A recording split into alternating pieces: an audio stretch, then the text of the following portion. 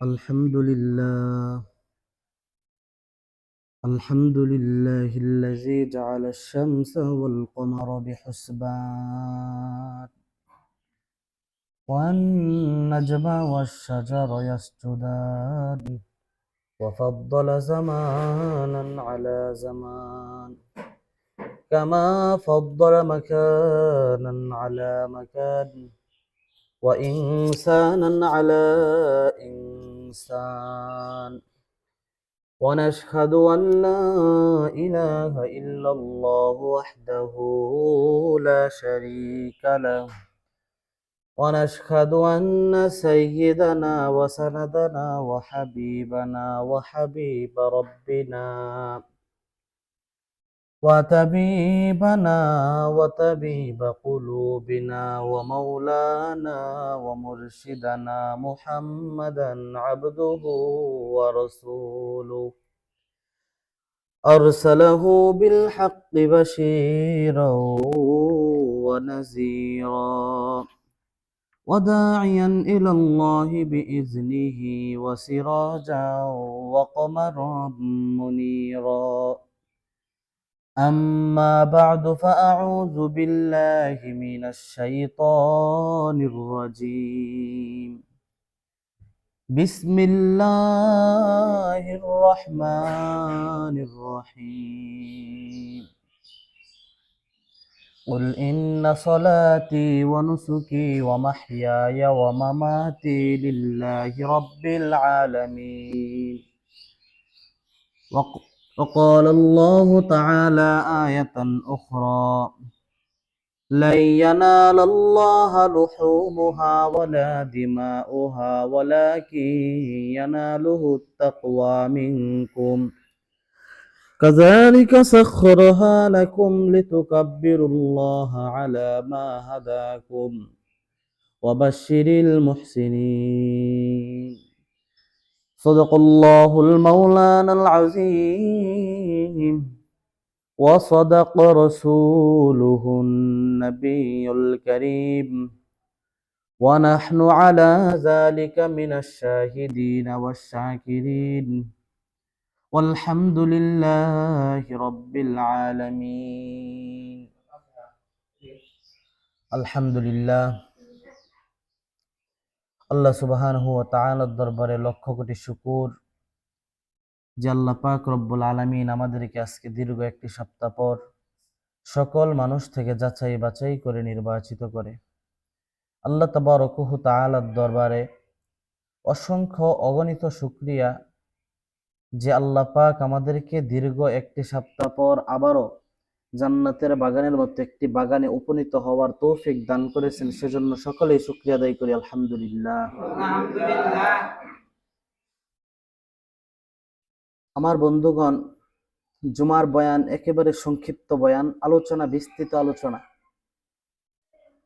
আজ শুক্রবার সহ আরেকটি জুমা আমরা পাবো, তো আমাদের মাসলা মাসাইল অনেক, এই জন্য সংক্ষিপ্ত আকারে মূল বয়ান বলে আজকে মাসালাগুলো শেষ করবো ইনশাআল্লাহ। আজ আর কোনো দিকে কথা না বাড়িয়ে শুধু মাসালাই ঢুকে যায়। তো সর্বোপরি কথা হলো, সর্বপ্রথম যে কথাটুকু আমরা বলতে চাই, কুরবানির ব্যাপারে আল্লাহ তাআলা একটি আয়াতে বলেন, লাই ইয়ানালুল্লাহা লুহুমুহা ওয়ালা দিমাউহা ওয়ালাকি ইয়ানালুহুত তাকওয়া মিনকুম। লাই ইয়ানালুল্লাহ, আল্লাহ তাআলার নিকট পৌঁছে না, লুহুমুহা পশুর গোশতটা, ওয়ালা দিমাউহা পশুর রক্তটা। আল্লাহ নিজেই বলতেছেন আমার কাছে পশুর গোশত আসে না, পশুর রক্ত আসে না, ওয়ালাকিন কিন্তু ইয়ানালুহু তাকওয়া মিনকুম, তোমাদের অন্তরের যে তাকওয়া আছে, মনের যে খবর আছে, সেটাই শুধুমাত্র আমি আল্লাহর নিকট পৌঁছে। তো সর্বপ্রথম কথা হলো, কুরবানি কার উপর ওয়াজিব?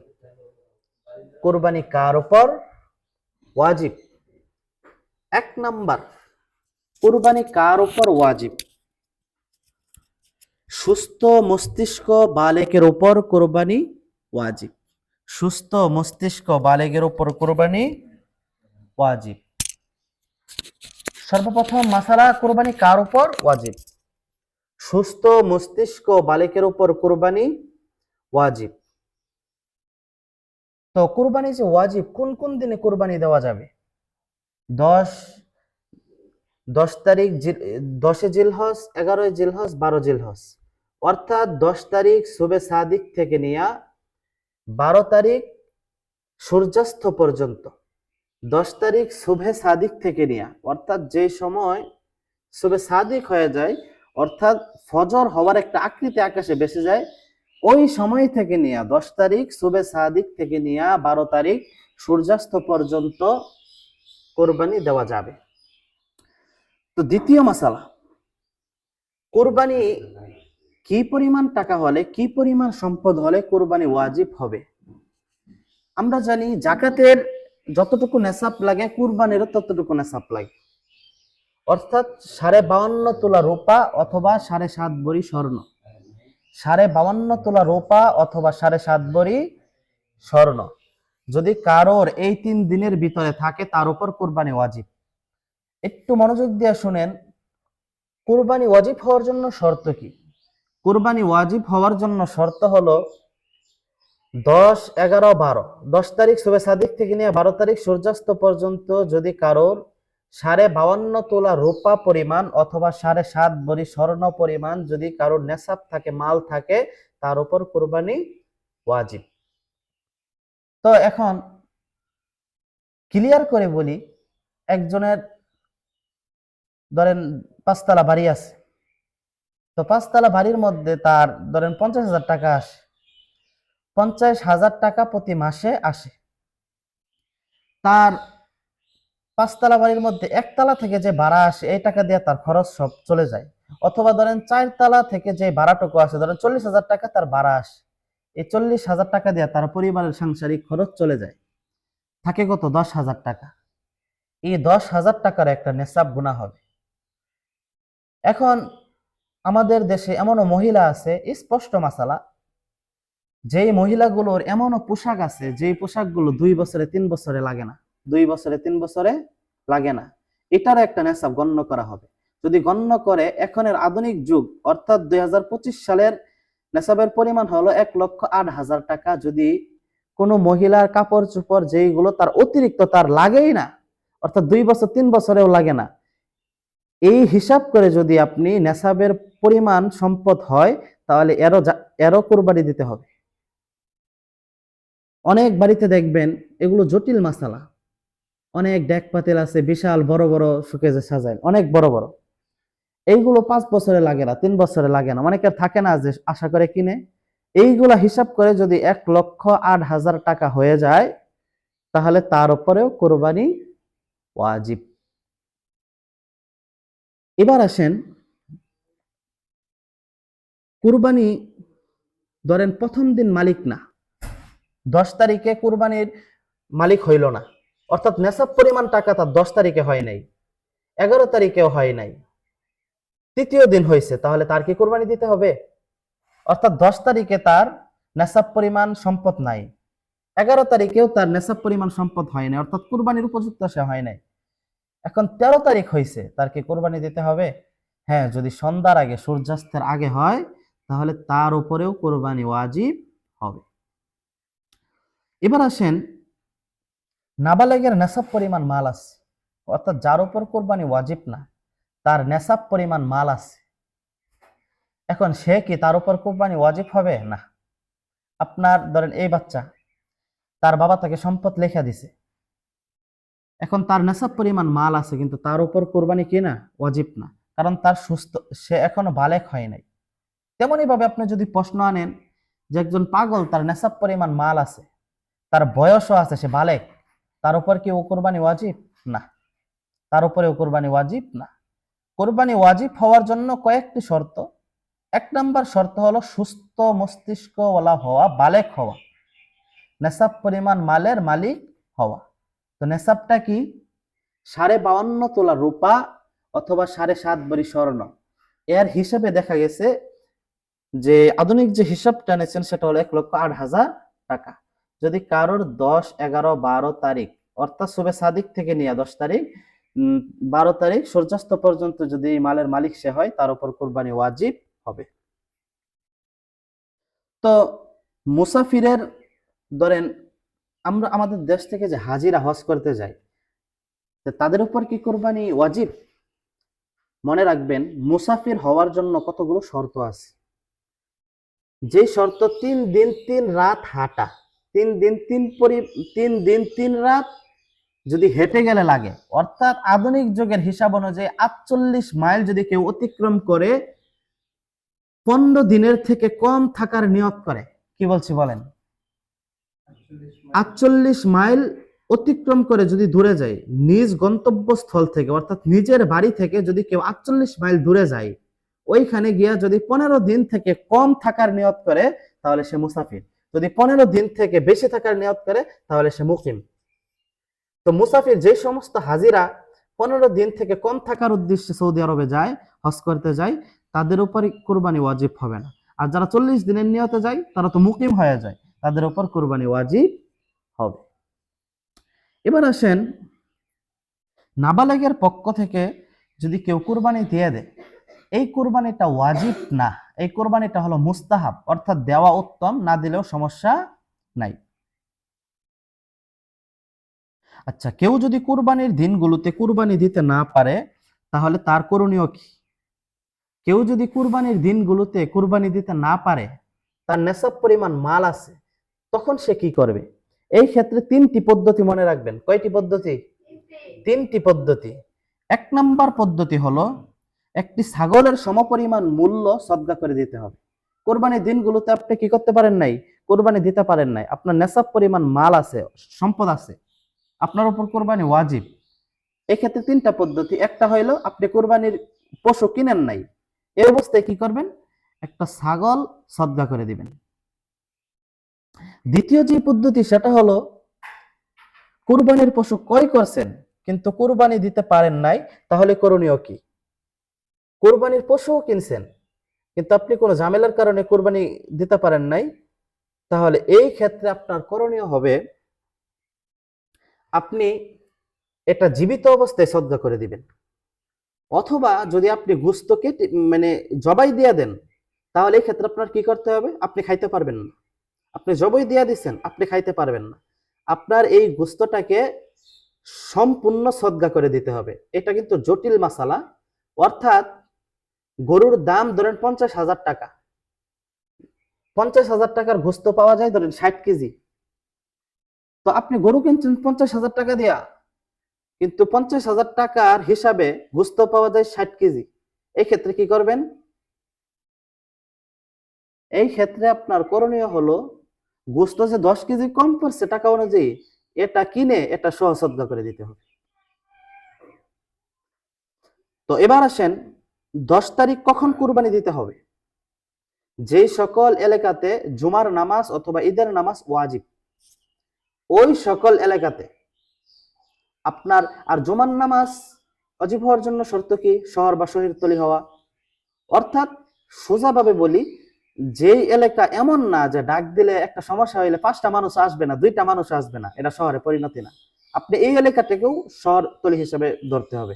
কারণ আপনি যদি এখন একটা সমস্যা পড়েন, একটা ডাক দেন, দেখবেন অনেক মানুষ এসে হাজির হয়ে গেছে, এটা তো অযোগ্য পারা না। সুতরাং শহর বা শহরতলি দ্বারা উদ্দেশ্য হলো অযোগ্য পারা না হওয়া। তো যেই মাসালা বলতেছিলাম, কুরবানির ক্ষেত্রে কুরবানি কখন দিতে হবে? ঈদের নামাজের পর। ঈদের নামাজের পর। তো যদি কোনো কারণবশত ঈদের নামাজ না হয়, ধরেন এমন সমস্যা হয়েছে যে ঈদের নামাজ পড়ার মতো কোনো পরিবেশ নাই, আপনি একা ঈদের নামাজ পড়তে পারবেন? পড়তে পারবেন না।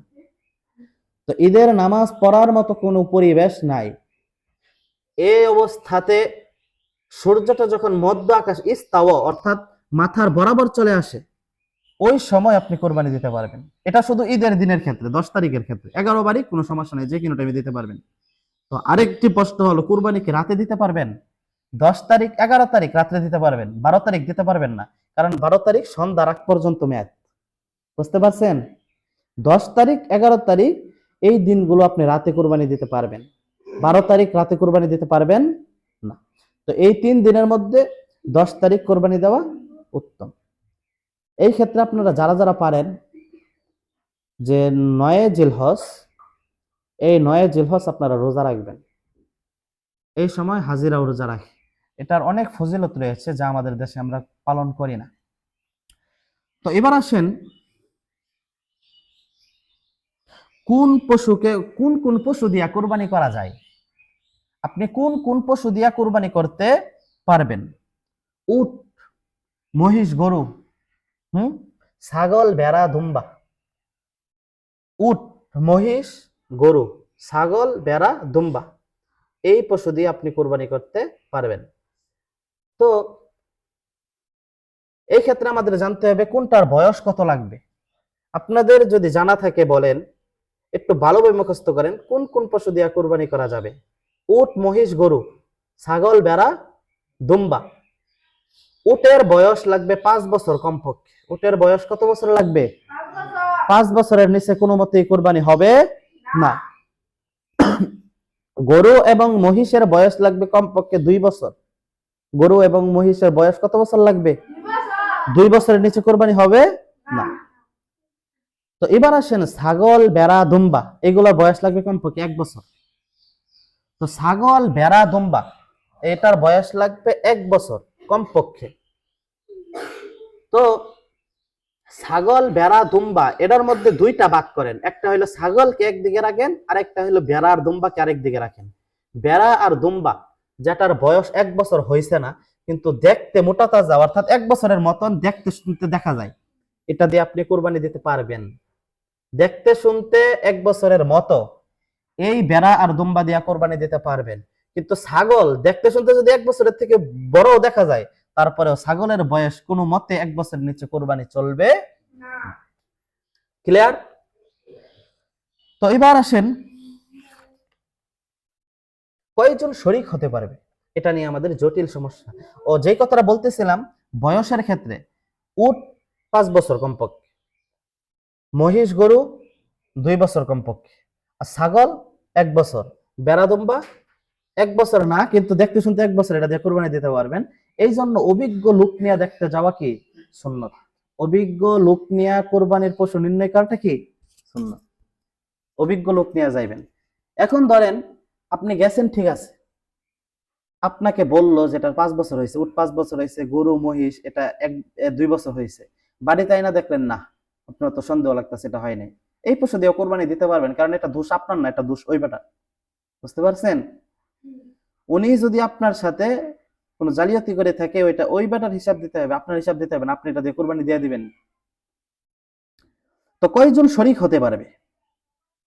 শরীক হতে পারবে আমরা জানি কয়জন? 7 জন। তো 7 জন শরীক হতে পারবে উট, মহিষ, গরু, এই তিনটার ক্ষেত্রে 7 জন শরীক হতে পারবে। পরে ছাগল, ভেড়া, দুম্বা এইগুলোর ক্ষেত্রে 1 জন। তো উট, গরু, মহিষ এইগুলোর ক্ষেত্রে 7 জন শরীক হতে পারবে, কিন্তু একজনে দেওয়াটাই কি উত্তম। কারণ আপনি 7 জন কুরবানি দিলেন, 7 জনের ক্ষেত্রে একজনের মনের মধ্যে গরমিল, অর্থাৎ সে কুরবানি দিয়েছে, দেখবেন অনেকেই চিন্তা করে কুরবানি দেয় যে আমাদের পরিবারের সদস্য বেশি, একটু বেশি কুরবানি দেয়। তো ওনার যে মনের ভিতরে এতটুকু মানে লোক দেখানোর জন্য আয়সা পড়লো, অর্থাৎ মনের ভিতরে একটু গরমিল, এই কারণে তার গরমিলের কারণে সকলের কুরবানি বাতিল। একজনের মনের ভিতরে গলমিল, সকলের কুরবানি বাতিল, কারণ আপনি তার সাথে শরীক কেন হইবেন? আপনার তার সাথে শরীক, এই জন্য শরীক হওয়ার ক্ষেত্রে কে মন খারাপ করলো, কে মন খারাপ করলো না, এইগুলোর দিকে তাকানোর সময় নেই। শরীক হওয়ার ক্ষেত্রে ভালো মানুষ দেখবেন, অর্থাৎ আপনারা সব সময় চেষ্টা করবেন নিজে নিজে কোরবানি দেওয়া, কারোর সাথে দেওয়ার দরকার নেই। কারণ আল্লাহ তো গোস্তও নিবে না, রক্তও নিবে না, আল্লাহ শুধু নিবে অন্তরের তাকওয়া। তো গোস্ত বন্টনের ক্ষেত্রে যদি কম বেশি হয় তাহলে কি হবে? গোস্ত বন্টনের ক্ষেত্রে যদি কম বেশি হয় তাহলে কি হবে? কোরবানি বাতিল হবে। এই জন্য অনুমান করে গোস্ত দেওয়া জায়েজ নাই, একবারে কাড়াই কাড়াই মাইপা গোস্ত দিতে হবে। অনুমান করে গোস্ত দিবেন, জায়েজ নাই। তো আমাদের সমাজে 3টা ভাগ করি আমরা। কয়টা ভাগ করি? 3টা। এক ভাগ নিজে রাখি, আরেক ভাগ গরিব বা কি করি সমাজে দেই, আরেকটা ভাগ আত্মীয় স্বজনকে দিয়া দেই। তো আপনার যদি প্রয়োজন হয় আপনি সম্পূর্ণ গোস্ত নিজে খেয়ে ফেলেন, আপনি সম্পূর্ণ গোস্তই কি করেন? নিজে খেয়ে ফেলেন, আপনার কাউকে দিতে হবে না, তারপরে আপনার কুরবানি হবে। কিন্তু এমনটা করা উচিত না, এমনটা করা কি না উচিত না। তো গোস্ত বন্টনের ক্ষেত্রে যেই পদ্ধতি, এটা হইলো মুস্তাহাব পদ্ধতি, অর্থাৎ দিলে ভালো, না দিলে সমস্যা নাই। তো আপনি গোস্ত বন্টনের ক্ষেত্রে যে মানুষকে দিবেন, এই দেওয়াটার মধ্যেও বরকত আছে। আপনি গোস্ত না দিয়েও খাইতে পারেন, কিন্তু দেওয়াটাই উত্তম। কারণ কোনো মতেই যেন মনের ভিতরে উদ্দেশ্য এটা না আসে যে গোস্ত খাওয়ার উদ্দেশ্য যেন মনের ভিতরে না আসে, সবসময় উদ্দেশ্য থাকবে তাকওয়া। এখন অনেক মানুষ কোরবানির সময় গোস্ত কিনে কোরবানির পশু কিনে দেখবেন বাইরে রেখে দেয়, 2 লক্ষ টাকা দিয়ে কিনছে, 3 লক্ষ টাকা দিয়ে কিনছে, সে কি করে বাইরে রেখে দেয় যে মানুষ দেখুক, কোরবানি হবে না। এই যে আপনাকে মানুষ দেখা বাহবা দিল, আপনার মনের ভিতরে অহংকার চলে আসছে যে যাক সবাই তো আমাকে ভালো বলতেছে, আল্লাহর কাম হইলো, মানুষকে দেখা নিয়ে হইলো না। এই যে মানুষ আপনাকে বাহবা দিল, আপনার মনের ভিতরে যে অহংকার চলে আসলো, এই অহংকারের কারণে কোরবানি বাতিল হয়ে যায়। কি হবে 2 লক্ষ 3 লক্ষ টাকা দিয়ে? তো কোরবানির গোস্ত কয়দিন খেতে পারবে? এটা কোনো নিয়ম নাই। কোরবানির যে গোস্ত, এটা আপনি 6 দিনে 6 দিনে খাইতে পারবেন, কোনো সমস্যা নাই। তো ধরেন আপনি একটা পশু কিনে আনছেন, আপনি কুরবানি দিবেন, এটা কিন্তু গুরুত্বপূর্ণ মাসালা। একটা পশু কিনে আনছেন, এই পশু কিনে আনার পর ধরো একটা গরু কিনে আনছেন, এই গরুটা হারায় গেছে। যদি বড় লোক ব্যক্তি হয় তাহলে সে কি করবে?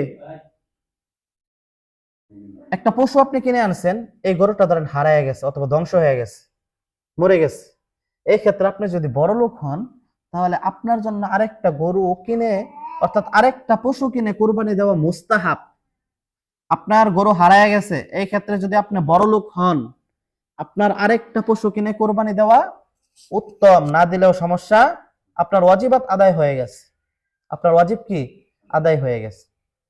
তো এখন আপনি ধরেন বড় লোক মানুষ আরেকটা গরু কিনে আনছেন, পরে পুনরায় যে গরুটা হারিয়ে গেছিল ওই গরুটাও পাইছেন, এখন গরু হয়েছে কয়টা? 2টা। এই ক্ষেত্রে কি করবেন? একটাকে কোরবানি দিবেন, আরেকটাকে মন খায় আপনি চাইলে দিতেও পারেন, নাও দিতে পারেন। কিন্তু যদি গরিব হয়, ধরেন গরিবের উপর তো কোরবানি দেওয়া কিনা ওয়াজিব না, গরিব বলতে নেশাপের মাল উপযুক্ত না হইলে।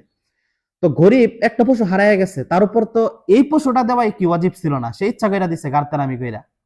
এখন আরেকটা পশু সে কিনে আনছে, অনেক মানুষ আছে না এরকম, ধরেন একটা পশু হারায় গেছে, এমনি তার উপরে ওয়াজিব না, আরেকটা পশু কিনে আনছে। এই ক্ষেত্রে যদি পুনরায় যে গরুটা হারাইছিল ওই গরুটা বা তার উপর দুটা দেওয়া ওয়াজিব। গরিবের ক্ষেত্রে সারাসারি নাই, গরিবের ক্ষেত্রে কি নাই।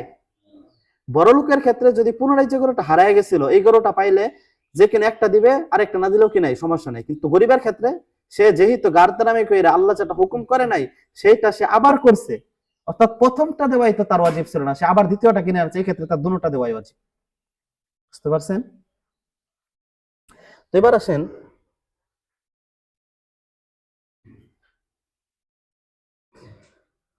একটা পশু আপনি কিনে আনছেন, ধরেন একটা গরু তো কয়জন বন্টন করতে পারবে? 7 জন না? আপনি একটা পশু কিনে আনছেন, নিজে নিজে কোরবানি দিবেন, অর্থাৎ নিজেই কোরবানি দিবেন একটা পশু, এই উদ্দেশ্যে কিনে আনছেন। এখন আপনার মনে মনে চিন্তা করলেন, যাইরে আমি কিনে আনলাম, অনেকগুলো টাকাই তো গেছে, যাক আমার যেহেতু টাকা পয়সার কিছু সমস্যা আছে, তাহলে আমি শরিক করি, কয়েকজনকে শরিক করে তাহলে আমি কোরবানি দিয়ে দিই। এই ক্ষেত্রে যদি বড় লোক হয় তাহলে সে শরিক করতে পারবে, আর গরিব হইলে শরিক করতে পারবে না। বুঝছেন? বড় লোক যদি কোনো ব্যক্তি নিজে কুরবানি দেওয়ার উদ্দেশ্যে একটা পশু কিনে আনে, তাহলে সে মানুষ শরিক করতে পারবে, কিন্তু গরিব হইলে শরিক করতে পারবে না, কারণ সে অতিরিক্ত মানে ভালো দেখানোর জন্য সে আর শরিক করতে পারবে না। তো এবার আসেন, যদি একজন মারা যায়, একজন কোনো কারণে টাকা দিছে কিন্তু সে থাকতে পারলো না, এই ক্ষেত্রে আপনি কি করবেন? আপনারা যে আরো 6 জন আছেন, এই 6 জন টাকাটা দিয়ে বন্টন করে দিবেন। আর যদি বন্টন না করেন, তাহলে যে পরিবারের লোক আছে তাদের কাছে টাকাটা ফিরাই দিবেন, অথবা তারা যদি বলে যে আমরা এত অংশীদারিত্ব করবো, আমরা যে কোরবানিটা আমার বাবা দিত এই গোশত তো আমরাই খেতাম, এখন আমরাই দিই, আমরাই খাবো, সমস্যা নেই। তো এই ক্ষেত্রে এটাও জায়েজ আছে। তো অনেকগুলো মাসালা বলা হলো, এবার আপনাদের কার কার কি প্রশ্ন আছে করতে পারেন। আপনারা চিন্তা ফিকির করেই করেন, অনেকের অনেক মনের প্রশ্ন আছে না, করেন। আমি বলতে থাকি, আপনারাও ভাবেন, তো পশু কিনে আনছেন, একটা পশু ধরেন 4টা পাও, গরুর পাও কয়টা? 4টা। এই 4 পাওয়ের ক্ষেত্রে 3টা পাও ভালো, একটা পাও কি হয়ে গেছে? অসুস্থ। একটা পাও সে ভালো মতো মানে চলাফেরা করতে পারে না, একটা পাও কষ্ট হয়। এই ক্ষেত্রে এই পশু দিয়ে কোরবানি চলবে না। এই ক্ষেত্রে এই পশু দিয়ে কোরবানি চলবে না। ধরেন আরেকটা প্রশ্ন আছে যে কানা গরু অর্থাৎ যার চোখ নাই তার দ্বারা কি কোরবানি হবে? না। একটা চোখ যদি একেবারে নষ্ট থাকে, আরেকটা চোখ একেবারে ভালো থাকে, এই পশু দিয়েও কোরবানি হবে না। একটা পশু একটা চোখ যদি সাধারণ কিছু সমস্যা হয়, এটা দিয়া কোরবানি হবে। তো একটা পশু আপনি কিনে আনছেন, কিনে আনার পরে যদি কোনো সমস্যা দেখা দেয়, ধরেন লেজ ছিঁড়া গেছে, লেজ যদি অর্ধেকের চেয়ে বেশি ছিঁড়ে, তাহলে এই পশু দিয়ে কোরবানি চলবে না। অর্ধেক ছিঁড়লেও এই পশু দিয়ে কোরবানি চলবে না। যদি অর্ধেকের থেকে কম, তাহলে এটা দিয়ে কোরবানি চলবে। এরকম ভাবে ধরেন কান নাই, তাহলে রুগ্ন পশু দিয়ে কোরবানি চলবে না। কোরবানির ক্ষেত্রে সবচেয়ে উত্তম বস্তু লাগবে। এটা নিদর্শন কার? আল্লাহ তাআলার নিদর্শন। তো এইভাবেই আদিকাল থেকে এই পর্যন্ত আমাদের প্রচলন হয়ে আসছে, আমরা এইভাবেই কোরবানি দিই। তো এবার প্রশ্ন করেন। সিং বাঙ্গা গরুদা, সিং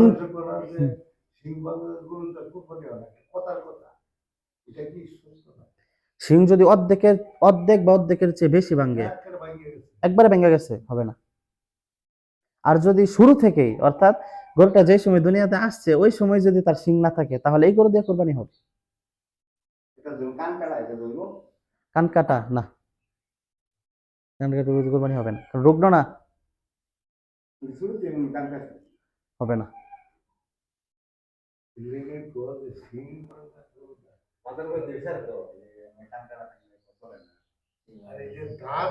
হুম, হ্যাঁ। আচ্ছা, দাঁতের ক্ষেত্রে মাসালা হইলো, যদি দাঁত যদি ধরেন একেবারে নাই, তাহলে এই গরু দিয়ে কোরবানি হবে না। আর হুম, বড় সড়ো হয়ে গেছে, 2 বছর পূরণ না হইলে হবে না তো। একটা যদি শুরু থেকে না থাকে তাহলে তার কিছু করার নাই। যদি এই পরিমাণ দাঁত না থাকে যে সে ঘাস খাইতে পারবে না, তাহলে এই গরু দিয়ে কোরবানি হবে না। আর যদি হ্যাঁ,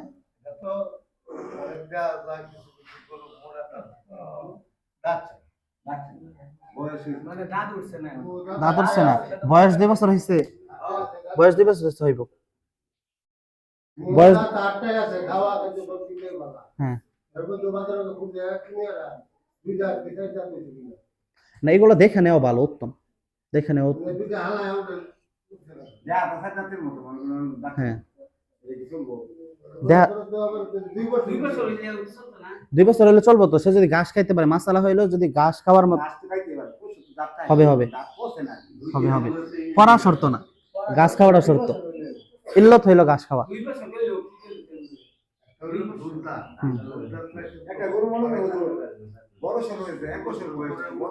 হুম, কি? আচ্ছা,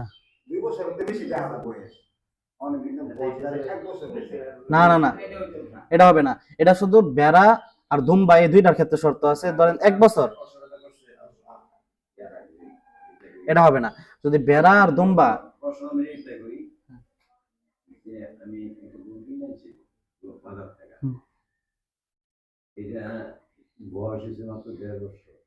দেড় বছর না, হবে না। হ্যাঁ, আপনি জানেন না, না জানলে হবে।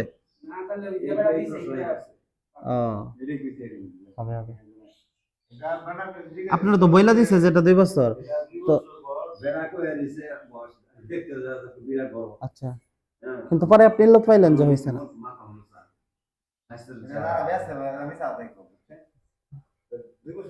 না জানলে সমস্যা নেই, এটা শুধু এখতিয়ার আছে আর ক্ষেত্রে।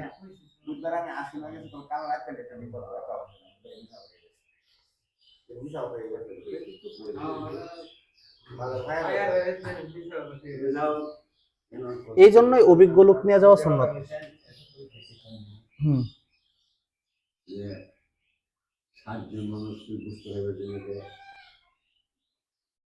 আর তিন মনে যদি লাগে এক দুইটা করে বেশি করে বন্ধ দুই চারটে টাইম দুইটা দিন না নিয়ে এটা হয় হ্যাঁ এটা হয় আগে করে আমাদের দুই টাইম দাঁড়াই যে এইভাবে এইভাবে যাও গুরু ঠ্যাং চারটা পুরো যে সাত দিন এটা কি একটা ঠ্যাং কি করবো সেটা নিয়ে কি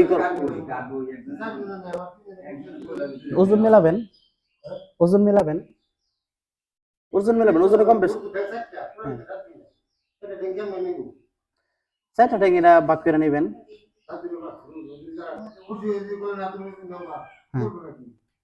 আপনি যদি ওজন মেলাইতে হবে কাটা কেটে এখানে শর্ত হলো ওজন মেলানো এখন 4টা ঠ্যাং বা 10টা ঠ্যাং এইগুলা কিন্তু শর্ত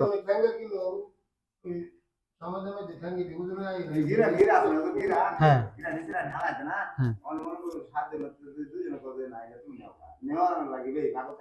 আচ্ছা 7 জনে যদি রাজি থাকে 7 জনে রাজি থাকে বলে যে তোমরা দুইজন এরা নিয়ে নাও তে তোর সমস্যা নেই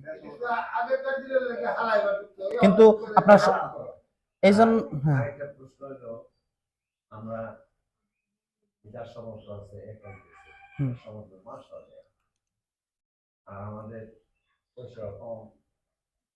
যা পারি ওই নিয়মের ভিতরে 7 জনের প্রমাণ নিলাম তারপরে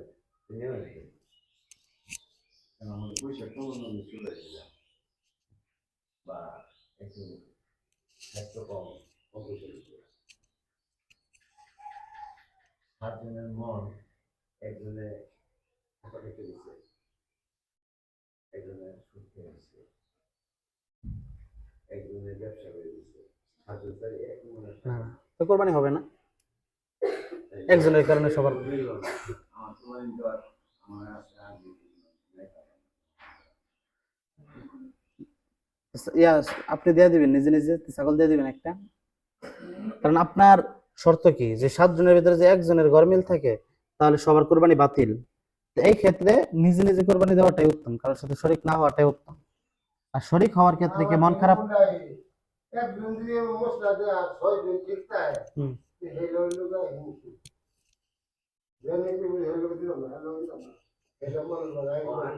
এই ক্ষেত্রে মন দেখার সময় নেই